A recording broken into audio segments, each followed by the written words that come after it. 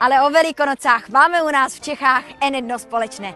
Vojáci jsou střískaní jak carští důstojníci, řezníci jsou zmaštění jak papírocekané. Hudebník je namol, dirigent je zlinkované a lódkoherec pumprlikované. Ortoped je zlámané, kuchař ten je na kaši a květinářka nakropena. Malíř ten je podbobraz, farář je podbobraz boží a malíř pokojů ten je vylitý jak kýbl. Anesteziolog je do bezvědomí, průvodčí je narvané jak vlak do Košic, boxer ten je střískané, dermatolog kožené a patolog je tuhé. Sklenář je vylitý jak váza, zedník zbořený jak drážďaný, uklízečka se motá jako špina v kyblu. Saničák je zhoukané, flétnař ten je spískané a likvidátor odepsané. Chemik je sežraný jak kyselina, rybář ten je vylitý jak potok, žokej je stválaný jak koň, chlempíř ten je na plech a zemědělec je zmlácený jak žito. Myslivec je piclé, metař je nametený, farmář je na šrot, meteorolog je na mraky a prezident je nacucaný jako flanelka v dešti. Ale Mixit, ten je čistý. Velikonoční nadílka už je skoro vyprodaná, ale takové crunchy Mixis na skladě ještě mají.